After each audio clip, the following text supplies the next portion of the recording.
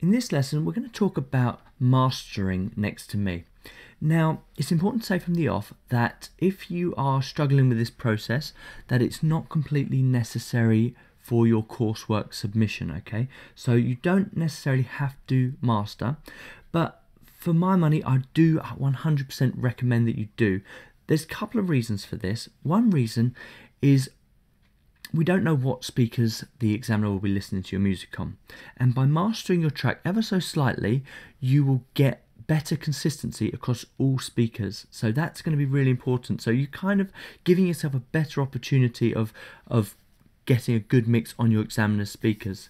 Failure to do this could mean that if they're listening to your mix on headphones, it might not be as good, or if they're listening to it in studio speakers, it might be completely unbalanced or whatever. So mastering can give you better consistency, and it will give you the opportunity to see if your mix works on lots of speakers. And I would also recommend that you listen to your master on lots of speakers, headphones, big speakers, small speakers, etc., just to make sure that consistency is there.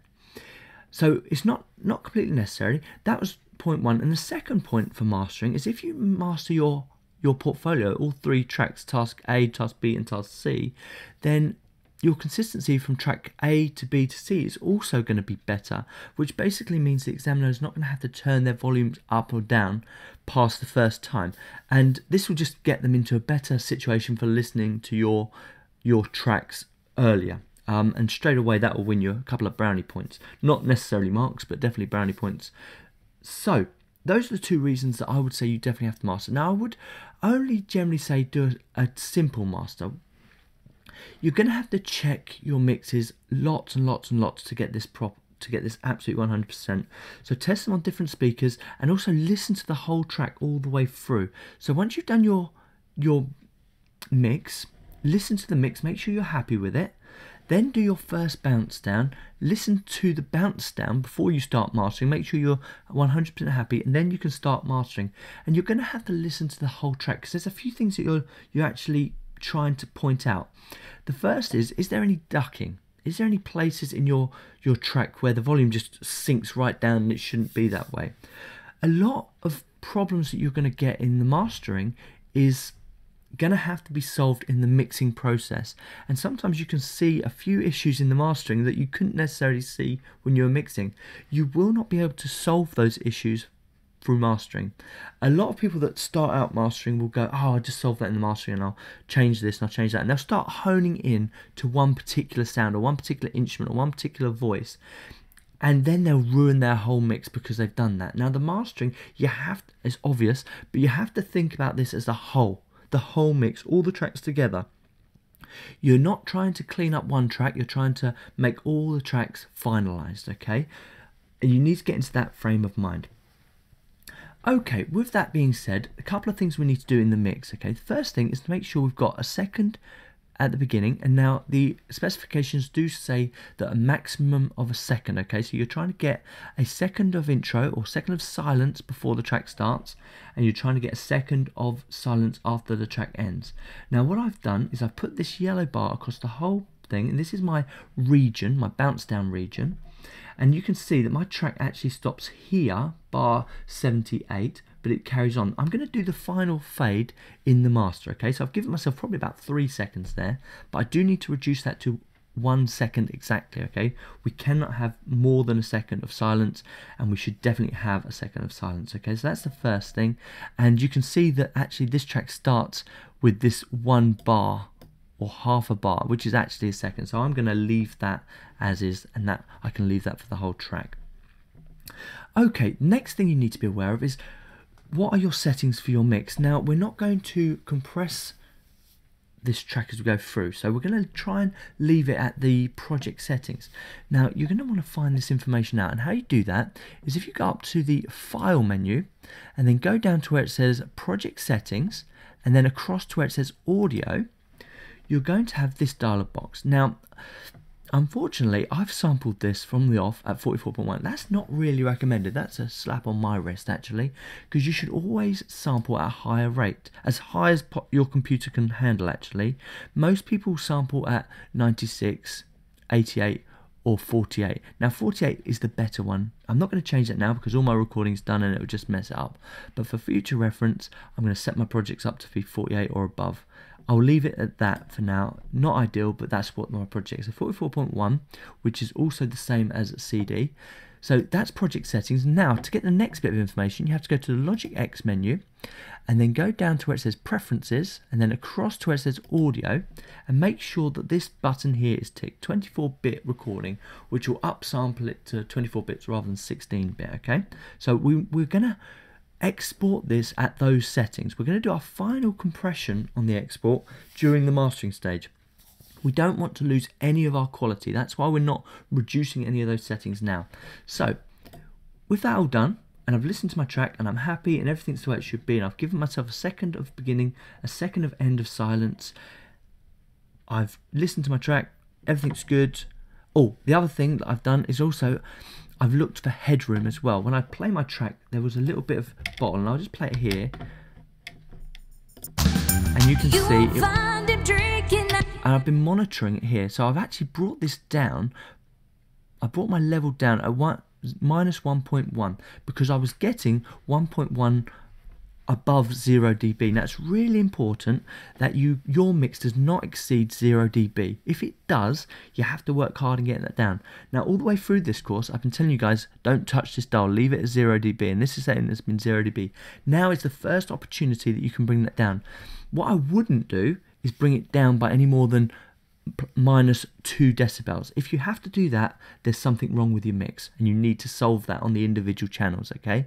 But if it is just a tiny bit, you can bring it down. That's what I've done here. I found that there was up here in the middle 8 and in this third chorus, it just went above 0 dB by plus 1.1. So all I've done is I brought this dial down 1.1 to kind of get that back into the zone, okay? So everything's now below 0 dB. I'm not going to get any ducking because I've managed to sort that out, so that's going to solve a lot of issues later. Now I'm going to my bounce. I'm going to press bounce back, and I want an uncompressed version, so I'm going for PCM, which is our uncompressed. I'm going to make sure that this normalizes off. That's a really tacky tool, and you should not be using this tool, okay? Normalize has to be off. It's a rubbish tool, and we shouldn't be using it, okay?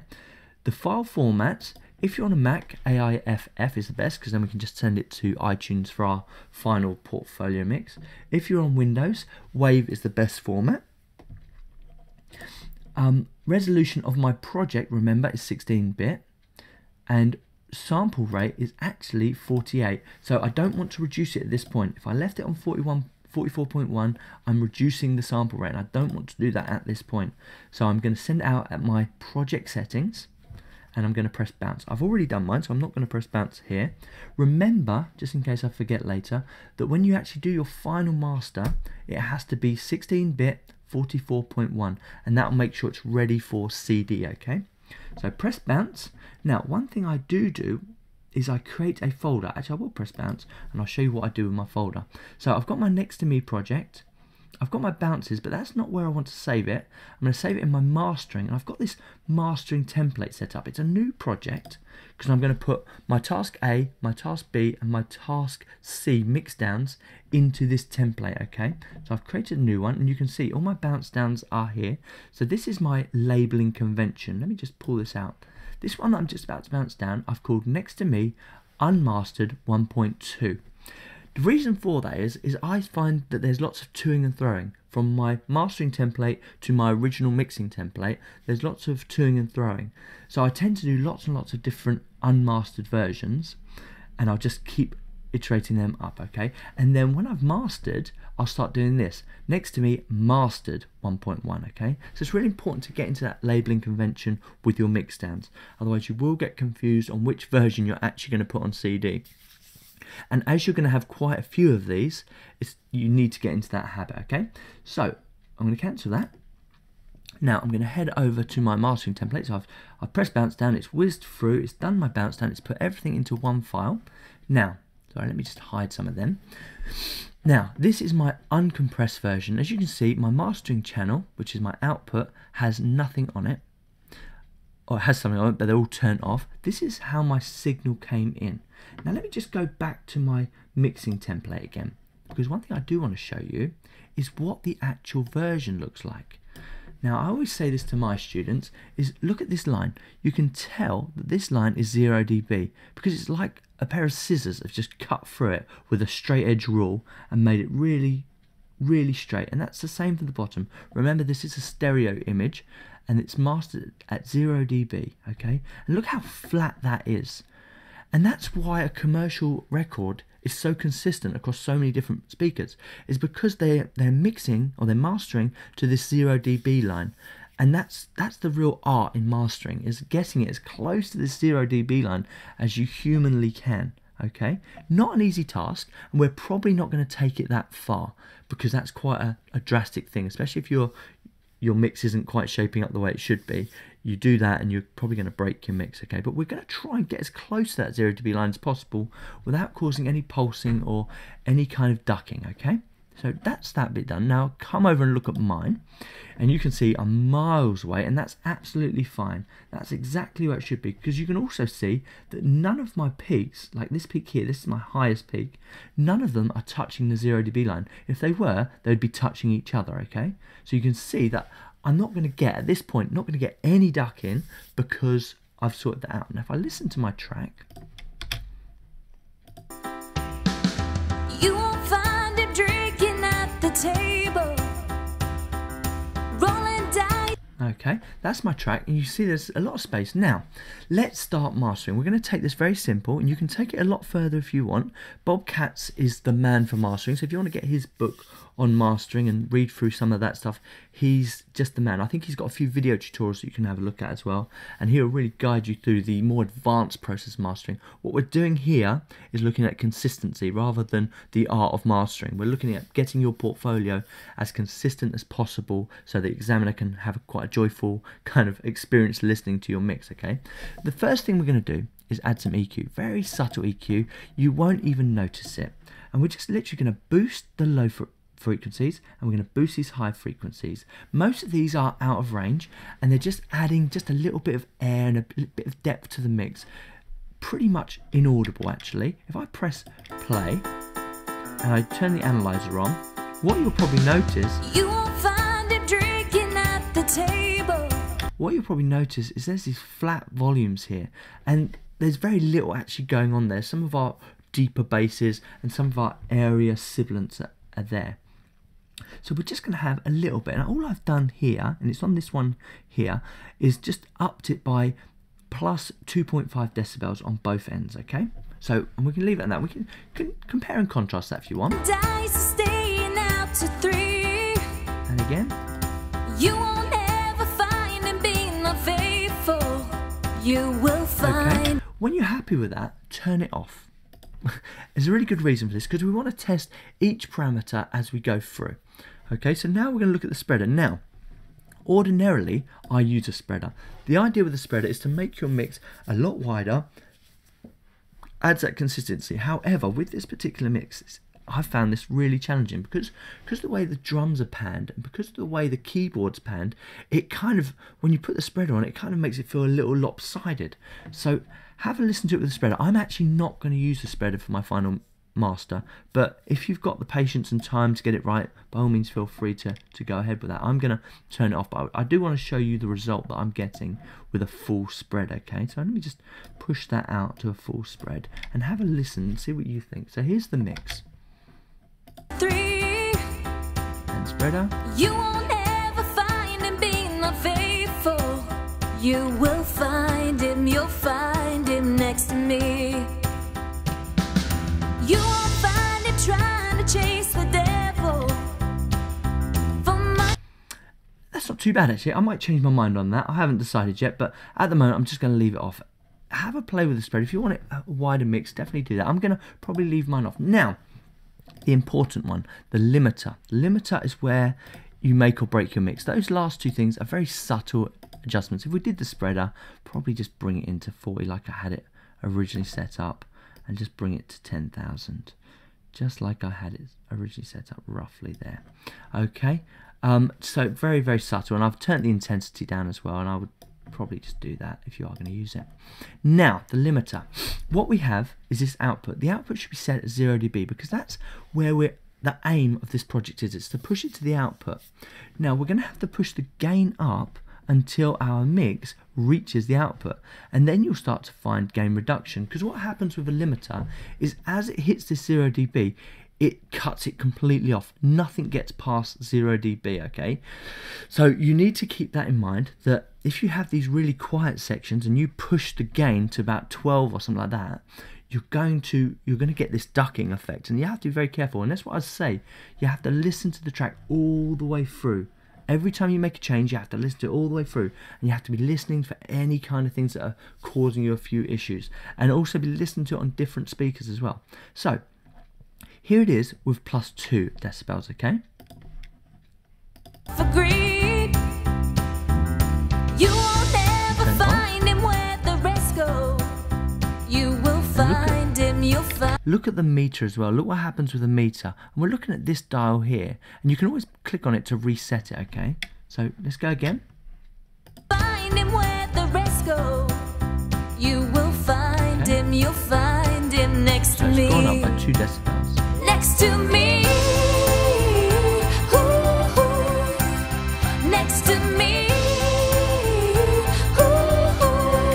Okay, so you see we've still got headroom there. Remember, this is my loud section here. So this is what we've got to be really listening to as well to make sure. But I'm going to push it a bit further. And it's up to you where you stop now. 2 decibels is working okay. But really, I do want to see a little bit of gain reduction. So I'm probably looking for about 2 decibels of gain reduction maximum at certain points. So I'm going to push it a bit harder. I'm going to push it a lot harder, actually. I'm going to push it to 5 for now. So let's have a listen again. Next to me, ooh, ooh. Next to me, ooh, ooh. Okay. You will find him, you'll find him next to me. You won't find him drinking at the table, Push it a bit higher. rolling dice, staying out to me. Ooh, ooh. This one's 0 dB. You will find him, you'll find him next to me. So +6 is kind of giving us that consistency. We could probably push it a bit higher, but you're going to have to be careful. It's your mix, so you have to be careful not to push it too hard. If you want to think about this quite conservatively, you know, leave it at 2. You know, and that's going to get you that consistency without really damaging your mix. So just think conservative about that. Now, what you probably want to know is what this looks like. What this looks like as it's been bounced down. So basically I've created my second, and let's just show you that fade before I get too carried away. So remember that I had my second at the end here. So I just zoom in, and we had this dodgy little kind of piano bit that carried on. So I kind of get it. If you look at this here, so there's my end point. Sorry, no, that's not. That's my end point there. And from this point here, I need 1 second. So at the moment, it's at this point here, 3 minutes, 16 seconds. So it needs to be 3 minutes, 17 seconds by the time it gets here. And voila, there's my 1 second, okay? And there's my fade. So just listen to the fade, just make sure you're happy. Okay, fairly obvious, fairly straightforward. So that's what I've done with the fade. Now, the bit that you guys are interested in, what does it look like? Does it match up to the actual song? So what I've done is, this is my original. I'll try and get it in a bit further for you. Sorry about this. There we go. That's my original. I'll unhide some tracks. Now, this is next to me. As you remember, it was 0 dB, a nice straight edge line there. Now, this is my +2. So you can see it's pushed everything up and it's made it a bit more consistent. You haven't got these high peaks anymore. So you see these high peaks here, which are kind of jumping out at you. They've now gone into the mix, okay? So that's what it's doing, a bit more consistency on level, okay? Not as hardcore as this is. Now let's go down to my +6. This is my +6 decibels, and it's still not as hardcore as this, but you can see it's leveling out all of those volumes. So this is probably saying to me, I could probably go to 7 decibels. Be very aware of that, be very careful of that, but you know, you're gonna have to listen to the mix and make sure you get it 100% right. Now that's pretty much all for me on the mastering stage. That's pretty much as far as I tell my students to take it. You can add multi-band compressors, you can add reverbs, just to kind of make that mix a bit more solid, but I wouldn't suggest doing that. I would suggest leaving that at the mixing stage, just doing a little master, just for a bit more consistency, and leave it at that, okay? Unless you're really confident, that's how I would leave it. And remember, listen to the mix all the way through several hundred times.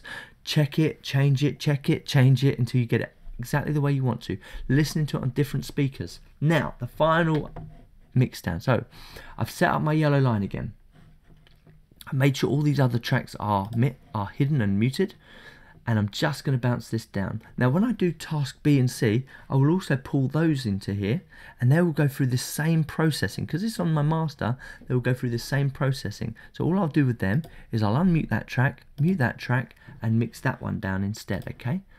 Now, here we go. So press bounce. Now we're getting it ready for CD, so we still want it uncompressed. We don't want MP3s or anything like that. If you're using Mac, AIFF is fine for iTunes. To bounce it down. Wave is fine for PC computers. 16-bit, definitely. 44.1, absolutely. That is the bounce down. And when you come to your exam, when you're bouncing down the tracks for the exam, these are the settings you're going to need for that as well.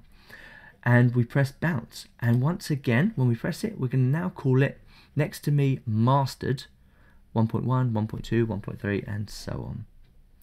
Okay, so I hope you've enjoyed this course. I hope you've got a lot out of it. I hope it's been useful. Feel free to comment and ask for advice in any of the lessons.